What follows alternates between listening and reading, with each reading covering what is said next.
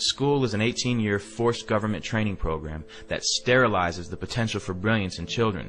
Those who actually survive schooling and survive conformity and continue on to think for themselves truly are a rare breed. All children start out as curious, highly experimental minds, and then one day they're sent to school. Mandatory schooling has never consisted of anything but the memorization of monotonous dead facts and training children to master repetitious behavior. For the greater part of their day, everything the child says must match the interest of their school teachers. Their behavior must coincide with a set policy and a set regulation. They cannot use the bathrooms without permission. If they wish to speak, they must raise their hands. And after every hour or so, a bell rings and everyone must move to it. It couldn't be any more slave-like. And this type of training becomes a ritual for the child. It becomes the plot background for their television shows and books, or the ideology taught to them by a teacher or a parent. An entire monoculture is being developed here, stripping children of their power to cause trouble for the state at an early age, training them to be good servants of the politically correct.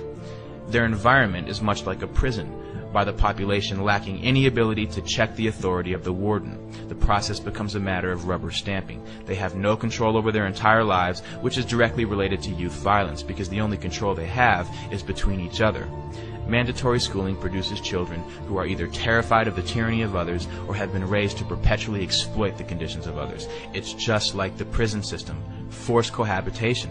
The child's presence in certain buildings and their engagement in state-regulated behavior is under penalty of imprisonment. An entire army of truancy officers have been hired to make sure that no child is on the other side of the bars.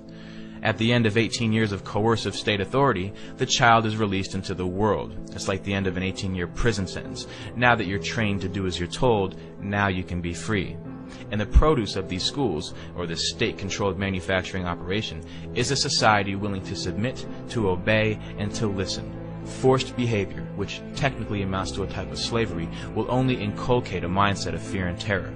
You need to be somewhere at a set time, either at the orders of an authority or a bell. Everyone in one mass shifts to another position or another place to engage in a new activity. They're trained to not only follow instruction, but they're also trained to follow a certain behavior.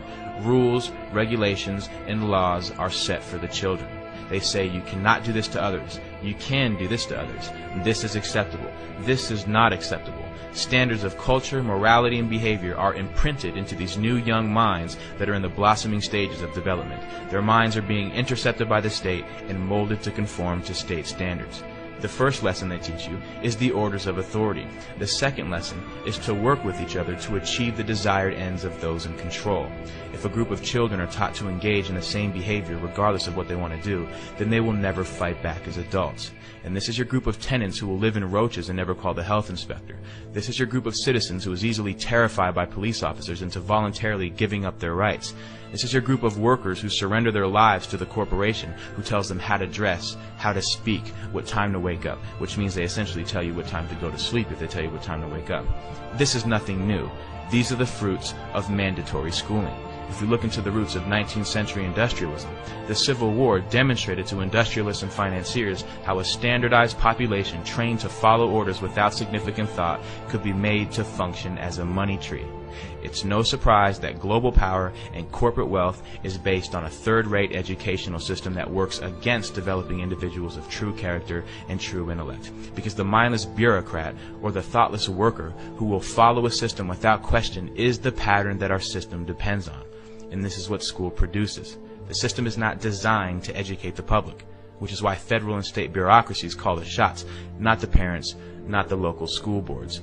Every law is harshly enforced with maximum punishments. The tone of a principal is much like the tone of a warden, with no check on his authority. They will always have a way of using coercive ability to enforce a standard on the population. Strict punishment awaits any kid who disobeys this ruling force, and there is no doubt that an active student body reflects positively on school administrators. It's like factory floor men. They're fulfilling their quotas to the inspecting superintendent of the local school district.